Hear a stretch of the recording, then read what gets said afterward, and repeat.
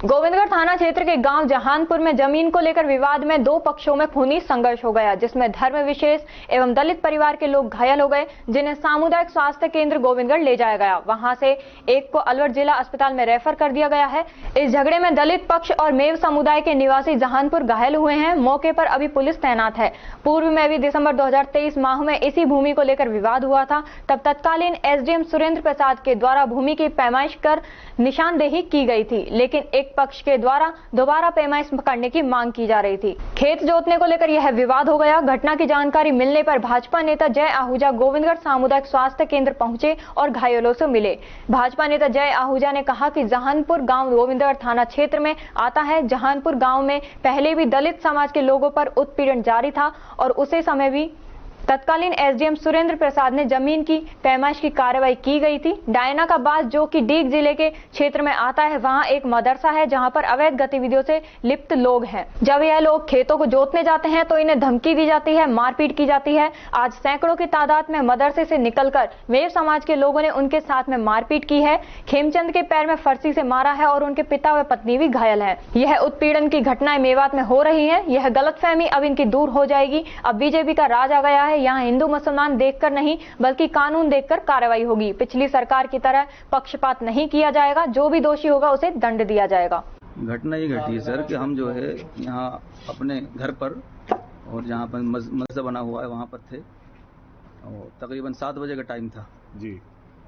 हम बच्चों के जो है फार्म भर रहे थे दाखिले के, तो अचानक से जो आवाज़ आई और मेरे पास एक बच्चा है छोटा सा कि जो रोड को जो रास्ता छोड़ रखा है बना हुआ है, उस रास्ते को जो है ट्रैक्टर लेकर के खेमचंद और कुछ लोग जो है जोत रहे हैं। तो मैं ऑफिस से निकलकर बाहर गया, वहाँ देखा मैंने तो सचमुच जो है उसको जोत रहे थे, ट्रैक्टर चल रहा था। उससे मुझसे भी पहले जो मेरे भाई की बीवी है परमीना, वो वहाँ पहुँची हुई थी और वो उनको समझा रही थी कि यहाँ पर कोई भी नहीं है, अकेले मौलाना है और कोई नहीं है यहाँ पर, उनको आने दो। और पैमाइश की एप्लीकेशन लगी हुई है, वो पैमाइश जब हो जाएगी फिर तुम इसको जोत लेना। जबकि रास्ते को नहीं जोतना चाहिए, रास्ता सबके लिए होता है, एक के लिए नहीं होता। तो ये लोग नहीं माने।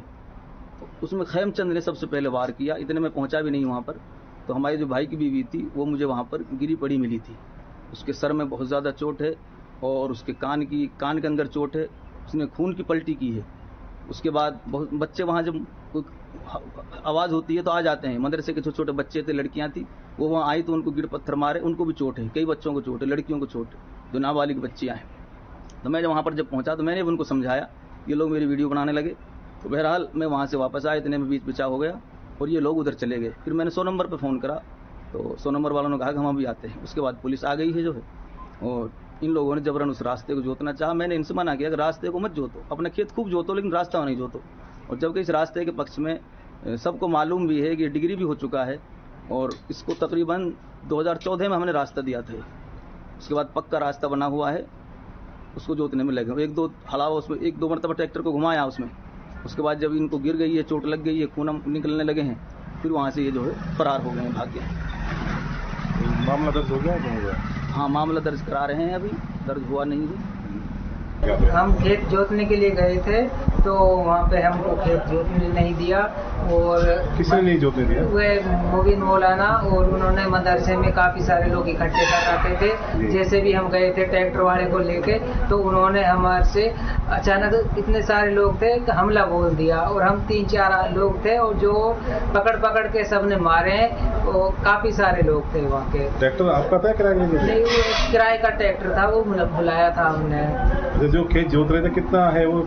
वह हमारे 1.5 बीघा खेत था जिसको जोतने गए थे जी। अच्छा, ये क्या पूर्व में भी इसी को लेकर झगड़ा हुआ था? हाँ, इसको पूर्व में लेकर भी झगड़ा हुआ था और हमने नाप तोल करवाई थी। सीओ साहब ने भी ऑर्डर निकाल दिए थे, आधी कर गए थे, विवाद पट्टी थी जो, तो फिर भी वो जोतने नहीं दिया। उन्होंने पत्थर गड्डी भी कर रखी थी, उन्होंने पत्थर गड्डी करवा दी थी और फिर उसके बावजूद भी जोतने नहीं दिया खेत को हमें। तो हमला किया है जी। उन्होंने धारदार हथियारों से हमला किया, लाठी, डंडे, फरसे, जो भी उनके पास जो था वो हम पकड़ के मारे। और मेरे बड़े भैया के तो पैर में तलवार से भी उन्होंने हमला किया है। आपके बड़े भैया का नाम? मेरा बड़े भैया का नाम खेमचंद है।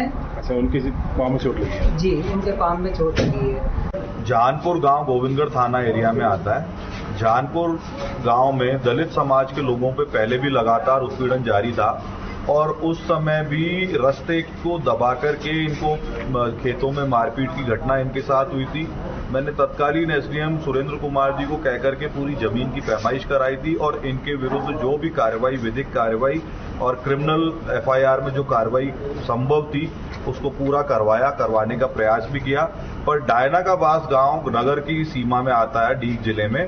डायना के बास के गांव में सभी का क्लेम ये है कि एक अवैध मदरसा बना हुआ है सरकारी जमीन पर और वो मदरसा बहुत विशालकाय मदरसा है, उसमें सैकड़ों की तादाद में लोग रहते हैं। तो ये 4-5 लोग जब भी अपना खेत जोतने जाते हैं तो उनको बहुत वहां पे धमकी दी जाती है, थ्रेट दी जाती है, मारपीट की जाती है और आज सैकड़ों की तादाद में मदरसे से निकलकर मेव समाज के लोगों ने इनके साथ में मारपीट की है, इनको बुरी तरह से घायल किया है। हमारे खेमचंद जी के पैर में फरसी से मारा है, पूरी तरह से पैर कटा हुआ है। हमारी एक बहन बहुत बुरी तरह से घायल है, उनके पिताजी घायल है। तो ये उत्पीड़न की घटनाएं मेवात में सतत होती रहती है, पर इनको ये गलतफहमी इनकी अगले एक दिन में ही दूर हो जाएगी कि अब राज बीजेपी का आ गया या हिंदू मुसलमान देख के नहीं, धरती का कानून के हिसाब से कार्रवाई होगी। ये देख के कार्रवाई नहीं होगी पिछली सरकार की तरह के कोई मेव है तो उसको जाने दो और कोई दूसरा है तो उसको पकड़ लो। जो भी दोषी होगा उनको दंड दिया जाएगा और इस प्रकार का दलित समाज को उत्पीड़न हम बिल्कुल भी बर्दाश्त नहीं करेंगे। इस बारे में मेरी एसपी साहब अलवर से और जवाहर बेगम जी और सरकार में मुख्यमंत्री जी के कार्यालय में सभी लोगों से बात हुई है। सख्त से सख्त कार्रवाई होगी और अगर मदरसा अवैध है तो हम सरकार से ये चाहेंगे कि इस मदरसे की भी जांच करके जितना अवैध हिस्सा है उसको गिराया जाए। गैर मुमकिन रास्ता इन्होंने दबा रखा है उसको भी गिराया जाए और यहाँ पे जो मौलाना बाहर से आकर के बच्चों को रेडिकल बनाने का काम कर रहे हैं, ऐसे मौलाना के विरुद्ध भी सख्त कार्रवाई हो। अभी जैसे परिजन आरोप लगा रहे थे कि बाहर के काफी लोग वहाँ पे आके रह रहे हैं, तो ऐसे क्या प्रशासन उन पे ध्यान नहीं दे रहा है कि लोग कहाँ से आके यहाँ पर अवैध गतिविधियों का अंजाम दे रहे हैं? वो मदरसा एक बोर्डिंग सेटअप में चल रहा है, जैसे आवासीय विद्यालय होते हैं, तो निश्चित रूप से वहाँ पे आवासीय विद्यालय में बाहर के लोग रहते होंगे, उनकी पूरी जांच परख हो, उनका बैकग्राउंड चेक हो और वो यहाँ पर आए तो किस पर्पज से आए हैं और बच्चों के अलावा भी यदि वहाँ पर कोई रह रहा है अवैध रूप से तो क्यों रह रहा है, इस सब की जांच हम सरकार के जरिए करवाने वाले हैं। और अब की बार इन्होंने बहुत संगीन अपराध किया है, इन निरीह निर्धन लोगों के साथ बुरी तरह से मारपीट की है। इस मारपीट को हम भूलेंगे नहीं, इसका पूरा विधिक परिणाम हो और इसके विरुद्ध सख्त पुलिस कार्रवाई और प्रशासनिक कार्रवाई हो, इसकी सुनिश्चितता करेंगे।